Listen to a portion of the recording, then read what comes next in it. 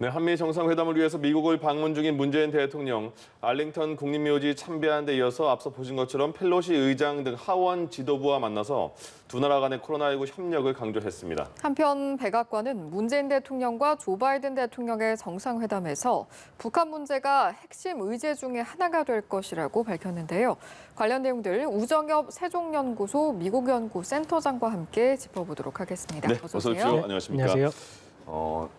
예전과 좀 이번에 회담이 어떤 의미일까가 궁금한 게 가장 큰 게 코로나가 중간에 껴있는 상황인 거잖아요. 네. 그래서 이번 한미 정상회담은 일단 어떤 의미를 둘 수 있을까요?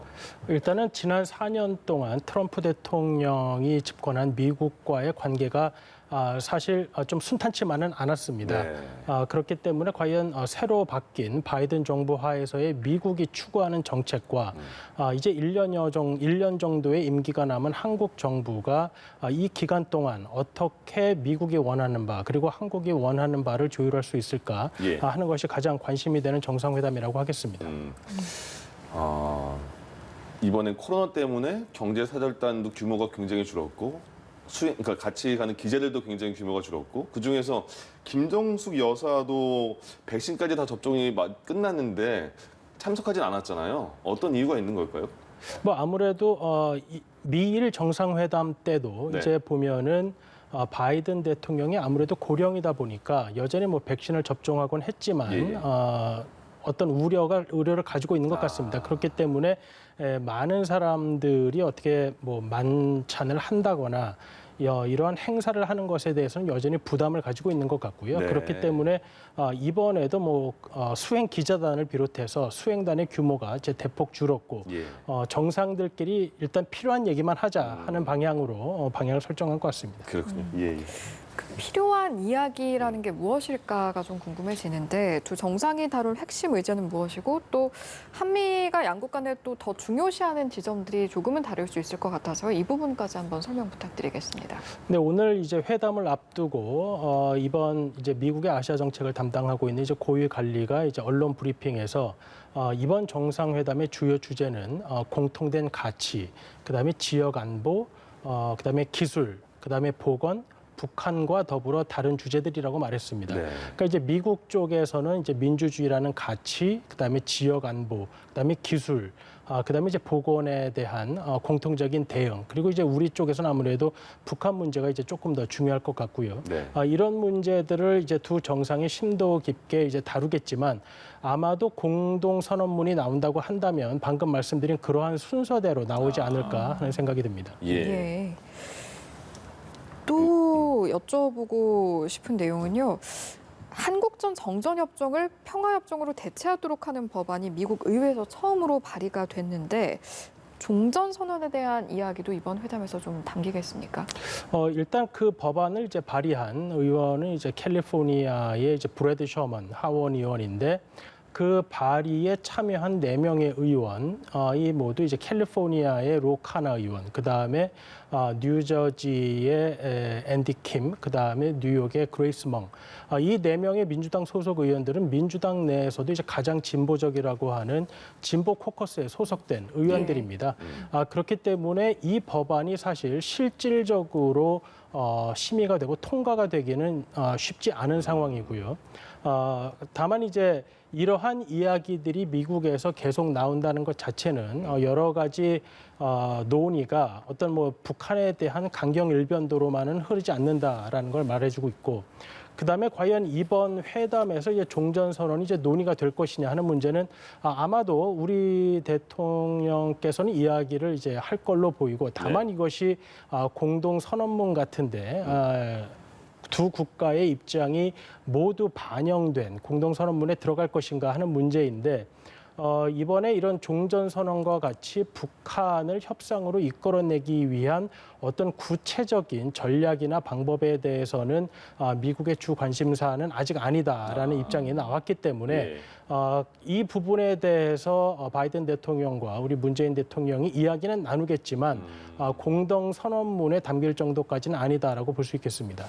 미국이 북한에 대한 검토는 끝났다고 말을 했는데 그러면 그게 지금 말씀하신 그 정도의 선이라고 보면 되는 겁니까? 미국의 그럼 지금의 그 비중, 북한에 대한 비중에 대해서? 지금 이제 바이든 정부는 이제 트럼프 때와는 좀 다른 접근법을 가지고 있습니다. 이제 네. 트럼프 대통령은 김정은 위원장과 직접 정상회담을 통해 본인이 이 문제를 해결할 수 있다라는 그 가능성을 매우 높게 생각을 했던 사람이고요. 예. 지금 바이든 정부는 오바마 때에 이미 북한과 경험을 해봤고 또 지난 4년간 트럼프 정부 당시 북한과 협상을 했던 인사들에게 자문을 구했고 예. 그 과정에서 북한 문제가 빠른 시간 안에 해결되기는 사실 쉽지 않은 문제다라는 것을 알고 있습니다. 그리고 이제 북한이 적극적으로 협상에 나오지 않는 이상 네. 미국이 선제적으로 어떤 협상의 전략을 미리 공개하는 것은 또 바람직하지 않다라는 말을 하고 있기 때문에 예. 아마도 이번 회담에서는 미국이 보다 유연한 태도를 가질 것이라는 것은 확인을 하겠지만 예. 그렇다고 해서 북한을 협상에 내기 위해서 선제적으로 뭐 제재를 좀 완화한다든지 아니면 뭐 종전선언이나 다른 문제들을 미리 제시하는 정도까지는 이번에는 가지 않을 것 같습니다. 알겠습니다. 이제 백신 문제도 가장 큰 관심사입니다. 권덕철 복지부 장관이 오늘 백신 문제 논의를 위해서 미국으로 출발한다고 하는데 백신 같은 경우에는 어느 정도 지금 그 장관도 한미 정상회담 일정 중간에 가는 거 보면 백신 문제는 어느 정도 성과를 거둘 수 있을까? 이런 생각도 드는데 어떨까요? 지금 백신 문제에 있어서도 이제 우리가 네. 최근 이제 언론을 중심으로 이야기하는 관심사와 또 미국에서 이 백신을 주제로 한 한미 간의 협력의 방향은 조금 다른 것 같습니다. 이제 아무래도 우리는 이제 백신을 뭐 이미 구입했음에도 불구하고 상반기에 그것이 우리나라에 들어오지 않다 보니까 좀 빠른 백신의 수급을 위해서 미국에서 백신을 좀 가져와야 하는 것이 아닌가 하는 이야기들이 많이 있는데 예. 사실 미국 측면에서 보면 한국은 미국이 도움을 줘야 할 대상이라기보다는 미국과 함께 힘을 합쳐서 어려운 국가들을 도와야 하는 국가라고 보고 있는 것이죠. 네. 그래서 지난 3월 22일 미국의 이제 쿼드 서밋과 4월 16일 미일 정상회담에서 보면 이 전 세계의 좀 어려운 국가들을 위해서 미국을 위시한 국가들이 어떻게 백신에 협력을 해야 되는지에 대해서 매우 구체적으로 이야기를 하고 있습니다. 네. 예를 들어서 경제가 좀 어려운 국가들의 백신 구입 비용을 조달을 해준다든지 예. 아니면 그 국가들이 백신을 운송하는 데 있어서 국가의 체제가 잘 정비되어 있지 않으니까 그럼 뭐 콜드체인과 같은 것을 지원을 해준다든지 이런 부분에 있어서의 협력을 주로 이야기해왔기 때문에 아마도 미국은 한국과의 백신 협력을 이야기한다면 우리도 급하지만 네. 우리보다 더 어려운 상황에 있는 국가들을 돕기 위한 방안을 노력하려고 할 거고 거기에서 지금 부수적으로 이제 동맹 국가인 한국이 그래도 백신 수급이 원활치 않으니 거기에 대한 도움을 논의하는 게 좀 따라오지 않을까 생각이 됩니다. 예. 뭐 백신 아시아의 백신 공급의 허브를 만들겠다. 그 정도는 그래도 큰 수확일 수 있겠네요. 이제 백신의 허브라는 게 이제 구체적으로 이제 어떻게 두 국가 간에 이야기될지는 모르겠지만 지금 백신 생산과 같은 경우에는 중국은 이제 뭐 자국 내에서 가장 많은 백신을 생산하고 있고 네네. 그다음에 미국, 인도, 스위스 정도가 지금 뭐 파이자나 모더나 백신 등을 생산하고 있습니다. 예. 예. 한국은 뭐 이번에 이제 뭐 계약 이야기도 나오고 있습니다만은 그것은 아무래도 좀 민간 영역이기 때문에 국가 간의 어떤 협조 체제를 구축하는 것과 다국적 제약회사와 우리 제약회사가 어떤 계약을 맺는 것은 조금 다른 차원의 문제라고도 볼 수 있을 것 같습니다. 네. 그 지금 이번에 같이 간 경제 사절단 중에서 삼성, 뭐 SK, LG 이렇게 반도체와 배터리 핵심 소재를 만드는 기업들이 참여했잖아요. 백악관에서도 불렀고요. 어느 정도 투자가 이루어질지 그리고 이 투자가 미국에 너무 강요된 투자가 아닌지 우리도 어느 정도 굉장히 성공적인 투자인 건지 어떻게 예상하세요? 이제 우리가 이제 트럼프 시대를 겪다 보니까 아무래도 굉장히 거래적인 측면을 우리도 모르게 많이 생각하고 있는 것 같습니다. 예. 근데 이제 미국이 생각하는 동맹 구조는 미국이 뭘 제공했다고 해서 뭐 한국도 뭘 해야 된다라기보다는 지금 미국이 생각하는 국제 질서의 변화가 무엇이냐 하는 건데 네. 미국은 앞으로 중국과의 경쟁이 반도체와 이런 차량용 배터리 등이 필요한 첨단 산업에서의 경쟁이 매우 중요하다고 보는 것이고 예. 그렇다고 본다면 우리 기업으로서는 과연 어떤 식의 의사결정을 하는 것이 뭐 우리나라 전체로서뿐만 아니라 기업으로서도의 사활이 걸린 문제인지 판단을 하게 될 것입니다. 그래서 이게 단순히 미국의 압박에 의해서 우리 기업들이 투자를 결정했다기보다는 그런 식의 투자를 결정하는 것이 기업에도 이익이 되기 때문에 아마도 그런 결정을 했지 않았을까 생각이 됩니다. 예. 예. 예. 지금 의제를 나올 만한 내용들을 하나씩 살펴보고 있는데 앞서 이제 북한에 대한 부분이 잠시 나오긴 했습니다만 세부 대북 정책은 공개가 안 될 것이다라고 고위 당국자가 밝혔다라고 말씀을 해주셨잖아요. 그런데 캠벨 조정관이 또 연합뉴스와 인터뷰한 내용을 보면 새 대북 정책은 싱가포르 합의를 토대로 하겠다 이런 언급은 했거든요. 그래서 이 정도의 발언은 공동 성명에 담길 수 있는 여지가 있을까 그것도 궁금합니다.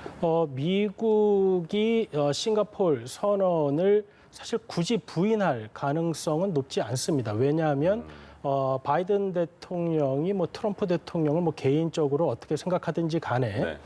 싱가포르 선언이라고 하는 것은 미국의 정상과 북한의 지도자가 직접 한반도의 비핵화라는 단어를 사용한 문서에 서명을 한 것이죠. 그렇기 때문에 사실 그러한 부분에 있어서 바이든 대통령이 굳이 트럼프 대통령이 했다고 해서 그 문서가 뭐 의미가 없는 것이라고 말할 그럴 가능성은 사실 매우 낮다고 볼 수 있습니다. 그래서 지금 미국에서 계속 이야기하는 것은 싱가포르 합의와 더불어서 그 전에 있었던 합의들을 기반으로 한 외교적인 해결을 모색하겠다라는 것이기 때문에 예. 이번 공동 선언문에서도 지금 미국에서 나오는 것과 같은 문구, 예를 들어 싱가포르 선언과 기존의 합의들에 기반한 한반도의 완전한 비핵화를 추구하는 데 두 정상이 뜻을 같이 했다라는 문구는 충분히 들어갈 가능성이 있어 보입니다. 예. 북한이 그 제재 완화는 굉장히 바라고 있음에도 북한 인권에 대해서 언급하는 거는 굉장히 민감하잖아요. 이번에 그 미국 측에서 인권 문제도 약간 얘기할 가능성이 있을까요? 아까 이제 모두에 말씀드렸듯이 미국이 생각하는 것은 이제 가치 네. 문제를 한국과 같은 동맹 국가들이 강하게 지원해 주는 것을 바라고 있습니다. 예.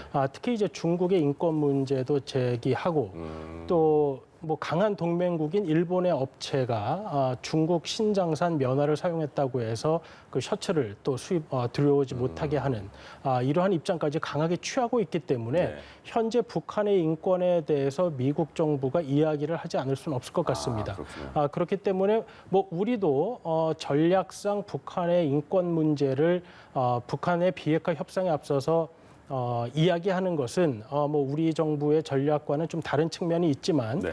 기본적인 원칙상 북한 주민의 인권을 말하는 데에는 뭐 우리 정부 역시 예. 뭐 반대하는 것이 아니기 때문에 네. 원칙적인 차원에서의 북한 인권 문제는 언급이 될 것으로 생각이 됩니다. 그거는요. 그 쿼드에 과연 미국이 우리나라에도 쿼드에 대해서 어느 정도의 그 압박이나 그런 얘기를 꺼낼 수 있는 상황이 될까? 지금 미국은 이제 한국과 동맹 차원에서 네. 한국이 왜 쿼드라는 4개국 연합체에 직접적으로 참여하는 데 좀 어려움을 갖고 있는지를 충분히 알고 있습니다. 예. 그렇기 때문에 기능적으로 미국이 원하는 활동, 예를 들어 지역 내의 재난 구조라든지 네. 아니면 이번에 쿼드 정상회의에서 나왔던 백신 파트너십 같은데 한국이 역할을 하는 것에는 기대를 하겠지만 예. 공개적으로 한국이 쿼드에 가입을 하겠다라는 선언을 바라는 그 정도까지는 안 갈 것으로 생각이 됩니다. 공동 성명, 그러니까 한미 정상회담 끝나고 공동 기자회견이 있잖아요. 거기서 공동 성명을 발표할 테고 또 기자들의 추가 질문도 있을 테고 아까 처음에 공동 성명에 들어가는 순서는 이렇게 될 것이다 말씀해 주셨는데 거기서 가장 우리에게 핵심적인 내용은 뭐 대부분 다 핵심적인 내용이겠지만 어떤 점이 주목되는 부분이에요? 글쎄요, 그 정상회담에서의 기자회견이 꼭 그 정상 간 두 국가 간의 이야기에 한정되지는 않습니다. 네. 그 미일 정상회담이 끝난 후에도 약 20분 정도 기자회견이 있었는데 그때 이제 서방 언론의 기자들이 질문한 것은 미국 내 총기 규제와 이란 핵합의였습니다. 사실 예. 미일 간의 문제는 관계가 없었죠. 예. 그다음에 이제 일본 기자들이 질문한 것이 이제 네. 중국, 대만, 신장 문제와 그다음에 올림픽 개최 여부였습니다. 그렇기 때문에 이번에 뭐 어떤 질문이 나오게 될지는 뭐 사실 예측하기는 어렵지만 예. 두 정상의 입장이 뭐 크게 갈려서 그 기자회견으로 두 국가의 이견이 노출되는 그러한 상황까지는 가지 않을 것으로 생각이 됩니다. 네네. 예. 결국에는 어떤 대북 정책, 북한 문제도 핵심으로 다뤄질 것이기 때문에 한미 정상회담을 기점으로 해서 북한이 어떤 반응을 내놓을 것인가 이것도 굉장히 궁금하거든요. 일단 북한이 생각하는 정도의 큰 변화는 이번 한미 정상회담에서 나올 것 같지는 않습니다. 네. 왜냐하면 미국의 입장은 본인들은 이미 유연하게 접근하겠다라는 이야기를 북한에 전달을 했기 때문에 이제 앞으로 중요한 것은 북한이 어떻게 나올 것인가 이제 하는 것이죠. 예. 그렇기 때문에 현재까지 나온 미국의 입장은 어떻게 보면 북한이 도발할 만한 명분을 주지 않은 정도에 이제 그쳤다라고 볼 수가 있을 것 같습니다. 예. 그렇기 때문에 북한이 물론 관심을 갖고 혹시라도 이제 획기적인 안이 한미 정상회담에서 나올까 하는 생각을 가질 수는 있겠지만 설사 그러한 안이 나오지 않는다고 하더라도 북한이 뭐 한미 정상회담에 뭐 매우 불쾌해하면서 도발을 감행하기에는 사실 명분은 매우 약할 것으로 생각이 됩니다. 네. 예, 알겠습니다. 한미 정상회담을 앞두고 여러 가지 사안들 함께 짚어봤습니다. 지금까지 우정엽 세종연구소 미국연구센터장과 함께했습니다. 말씀 고맙습니다. 고맙습니다. 예.